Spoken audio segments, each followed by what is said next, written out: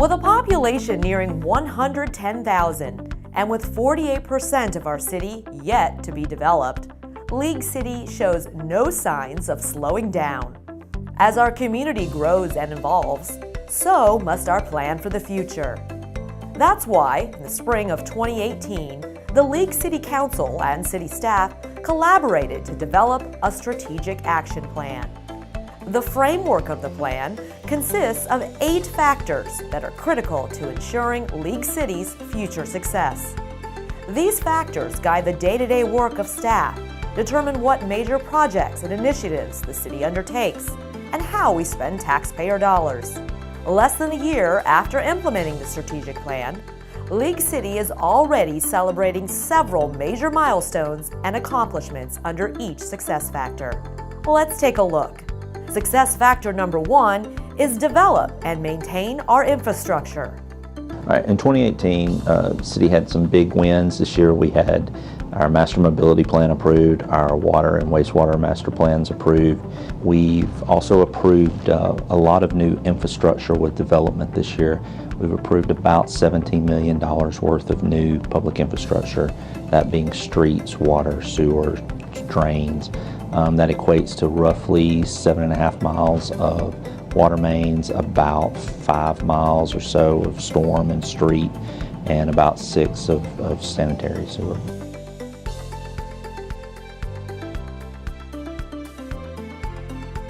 It's a big win for the rest of the city. It's city dollars that existing residents are not having to pay for that infrastructure. So it's a big win for the city, and it's a savings for the city in the long run on that aspect.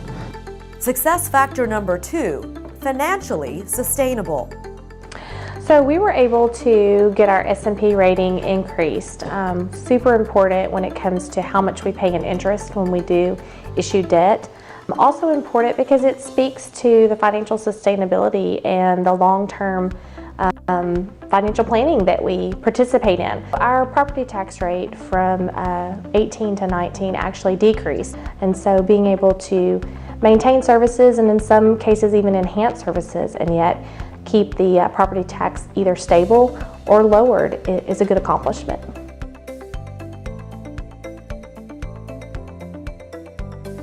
These awards are important because they show that the city follows the best practices for our financial associations.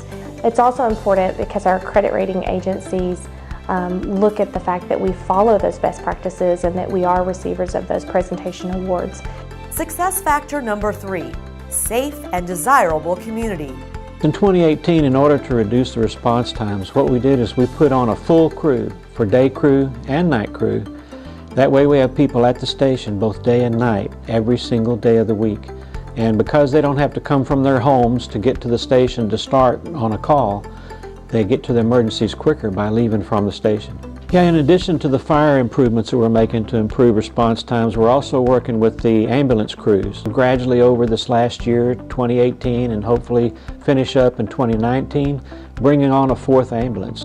The recruiting campaign was just unbelievable this year. We got more recruits than we've ever had before. We got over 100 applications, and we now have to go to 2 classes for the year, one in the spring and one in the fall. So we have high hopes for this year and the people that we'll bring in. We wanted to ensure that the call loads were even. So we looked at that, and in fact we did have some areas that were not equal, and so we reconfigured the beat line so that we would make that more even. Within 6 months after we had done that, we saw that in fact it worked. Success factor number 4, quality community amenities. One of the focus is to try to create additional recreational facilities to meet the growing needs of our community. So we've recently been recognized by HJC for our work in the Parks, Trails, and Master Plan, Open Space Master Plan. And what that plan is one that we update every 10 years to get feedback from our citizens, what type of park projects they'd like to see moving forward with the future of our community.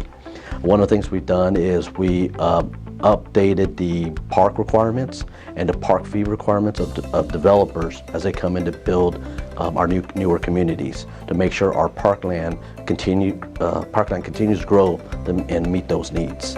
We've also included credit to developers for joint park and drainage future facilities.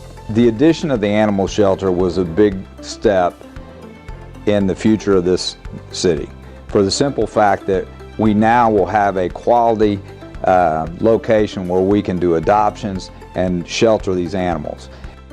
Success factor number 5, trained, committed, and valued workforce.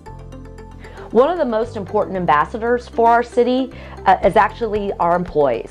So that's why we launched LC Connect, a bi-weekly employee newsletter, so we can better communicate with our employees what's going on in the city so they can be more engaged with our residents. We also use it to highlight the great things happening in our different departments and also our employees themselves. Attrition was really high at one point in time. We've gotten it now down to people aren't just thinking about, I just need a warm body to hire. They're more focused on finding that quality hire, that somebody's going to be willing to stay with the organization. And not only that, we've got to train them. We've got to keep them interested in staying here. So that's where that trained and committed workforce comes in. So the recognition is key. One of the things that we really did was kick off the Give a Wow program, which is really like a social media site that allows people to kind of recognize each other, whether it's peer-to-peer to say happy birthday, recognize them for the years of service, or even just somebody did something nice for somebody else. The hope is that we'll actually extend it out to the community, which we're actually currently working on. So recognition's really key. The employees are starting to feel like we notice. Success factor number 6, engaged residents. There were some big steps made in 2018 to better engage our residents and better communicate with our residents. We started a new electronic newsletter that goes out to all of our residents to keep them better informed and updated on important news and information happening in our city. We also launched an entirely new website that is mobile friendly, easier to navigate, is more visual, more photos, more video, more graphics. We also launched a street team that goes out to city events to hand out what we call League City swag, t-shirts, prizes, stress balls, you name it.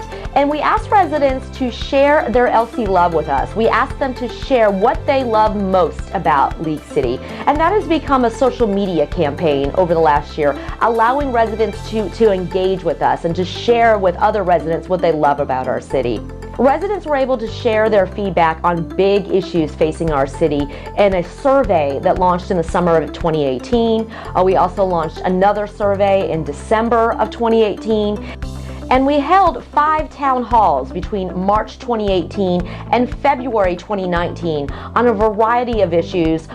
Success factor number 7, economic development and tourism. One of the things that we try to do is expand and diversify the tax base by creating quality primary jobs, also places for people to shop, to eat, to dine. And we also try to bring in new hotels. One of the ones that people have probably seen a lot is Pinnacle Park, where the Cabela's is. There's now quite a few restaurants that are in there. Another area that has been huge is the medical industry. Memorial Hermann's come to town now. The University of Texas is all over the place, which has just been tremendous as far as opportunities for people not only to work, but also to go get medical care. Coming up here in March, we had the South Texas State Gymnastics Championships, who were partnering with one of our local gymnastics clubs to be able to host that event at Hometown Heroes Park. In April, we'll be partnering with the Clear Creek Independent School District to use 10 of their gymnasiums to host an AAU basketball tournament that'll feature 150 teams from around the region and around the state. Then in June, we have again partnered with Clear Creek ISD, and we'll be hosting the Greater Houston Football Coaches Association, their annual Bayou Bowl. So it's another step in us becoming a major host for regional, state, and potentially national championship events within our Convention and Visitors Bureau. Success factor number 8, quality built environment. Several revisions that were made to the drainage requirements. Predominantly what they were is increase the size of detention ponds and facilities, limited the amount of water that can be collected in streets, and increase the amount of storage that would have to be in the actual storm sewers that were underneath the streets. That, in conjunction with raising the finished floor requirements for new construction, should have a significant effect on the potential for houses having water and being damaged in future floods. Harvey, for instance, about 20% of the houses or the properties in League City had water in them. And if the current regulations that we have now had been in place, we think that number would have probably been close to 10%. Now, 10% is still a lot. I mean, it's, one is too many, but 10% is a whole lot better than 20%. And so by making these changes, we hope to be able to limit what that amount of damage will be in the future. The future is bright for League City. It's the best place to live, work, and play. And with your help, 2019 will be our best year yet.